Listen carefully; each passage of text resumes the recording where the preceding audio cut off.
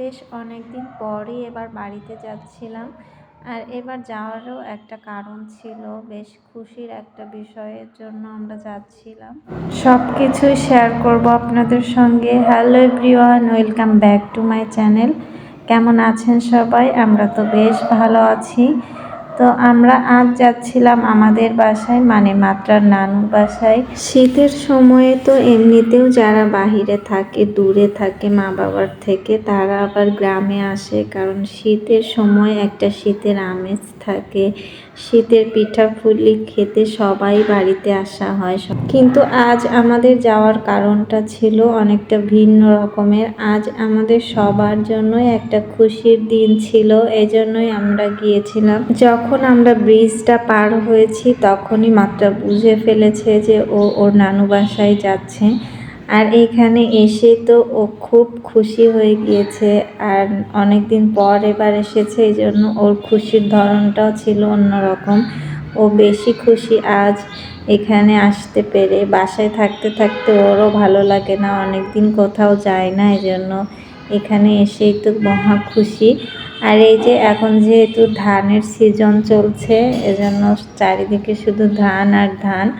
আম্মু ছাদে ধান নাড়ছিল আর মাত্রা এখানে এসে খেলা করছে ধান দিয়ে। বাচ্চারা আসলে এরকমই হয়, খোলা পরিবেশে আসলে আসলে ওদেরকে থামিয়ে রাখা যায় না, ওরা ওদের মতো চলাফেরা করতে পছন্দ করে। সেজন্য আমি আর ওকে বাধা দিই নাই। আর এইদিকে আমি কথা বলছিলাম আমার আপুর সঙ্গে, তারপর মাত্রা ভাইয়ার সঙ্গে, কারণ ওরা যেহেতু আসতে পারেনি, ওদেরকে আমরা খুব মিস করছিলাম, আবার ওরাও আমাদেরকে বেশ মিস করছিল। আমরা হাঁস খেতে খুব পছন্দ করি, এজন্য আমার আম্মু আমাদের জন্য হাঁস পেলেছিল। মানে শীত আসতে আসতে যখন বড় হয়ে যাবে তখন আমরা খাবো। আর মাত্র বাবা হাঁসের সঙ্গে উড়ে উড়ে হাঁসটা ধরে ফেলেছে, মানে হাঁসও উড়ে যাচ্ছিল, সে উঠতে উঠতেই হাঁসটা ধরে ফেলেছে। আমি চাচ্ছিলাম হাঁসটা যেন না ধরতে পারে, কারণ একটু আগেই হাঁসগুলো কি সুন্দরভাবে হেঁটে বেড়াচ্ছিল। ওরা হয়তো বা জানতো না যে আজকে ওদের শেষ দিন, তো ওখান থেকে একটা হাঁস সে ধরেই ফেলেছিল।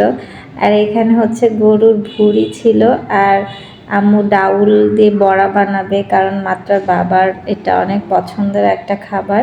এজন্য আমার আম্মু চেষ্টা করে যখন সে আসে তাকে তার পছন্দ মতো খাইয়ে দিতে। আর সেও তো মহা খুশি, এই যে হাঁসটা ধরে ফেলেছে, এখন আম্মুর সঙ্গে কেটেছে। কাটার পর এখন আমার আম্মু রান্নার প্রস্তুতি নিচ্ছিল। রান্না করতে করতে প্রায় রাত হয়ে গিয়েছিল। আমরা যেহেতু দুপুরে এসেছিলাম, আর আমরা কিন্তু হুট করেই এসেছি, সেরকম আগে থেকে ওইরকমভাবে নিজেরাও প্রস্তুতি ছিলাম না যে যাব শিওর।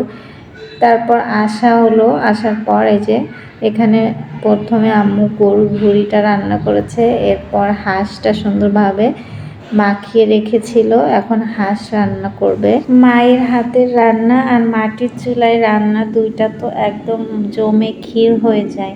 যার যার মায়ের হাতের রান্না তার তার কাছে যেন অমৃত লাগে, কারণ ছোট থেকেই আমরা এই রান্না খেতে খেতে বড় হয়ে গিয়েছি, এজন্য যার যার মায়ের হাতের রান্না তার তার কাছে বেশি মজাদার হয়ে যায়।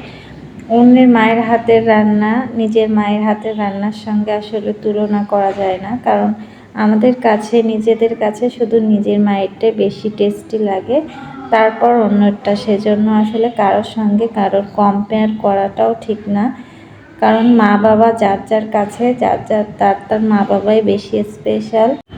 এই যে এখানে এবার হাঁসের মাংসটা রান্নায় বসিয়ে দিয়েছে, কত সুন্দর লাগছে দেখতে, আমার তো এখনই খেতে ইচ্ছা করছে। মানে এটা তো আগে খাওয়া হয়ে গিয়েছে, ভিডিওটা দেখে মনে হচ্ছে আবারও একটু যদি খেতে পারতাম বেশ মজা লাগতো। আর শীতকালে কিন্তু মাটির চুলার পাশে বসে থাকতে বেশ আরাম লাগে, তাই না? কারণ এইটা একটা অন্যরকম অনুভূতি, বেশ গরম গরম একটা আরামের মতো মুহূর্ত লাগে তখন। এই যে হাঁসগুলো প্রায় রান্না শেষ হয়ে গিয়েছে, এখন এর উপর দিয়ে পেঁয়াজের ব্রেস্তা দিচ্ছে আর গুঁড়া মশলা দিয়ে দিচ্ছে। এখন রান্না কমপ্লিট, আমরা গরম গরম খেয়ে ফেলবো। আমার ভিডিওটা দেখে মনে হচ্ছে আমি যদি আবারও খেতে পারতাম তাহলে কতই না ভালো হতো। আর আমরা হঠাৎ করে কেনই বা এখানে চলে এসেছি, বা কী বা একটা খুশির সংবাদ ছিল, সেটা আমরা পরবর্তী ভিডিওতে শেয়ার করব। আজকের ভিডিওটা থাকছে এই পর্যন্ত। সবাই ভালো থাকবেন, সুস্থ থাকবেন। আল্লাহ হাফেজ।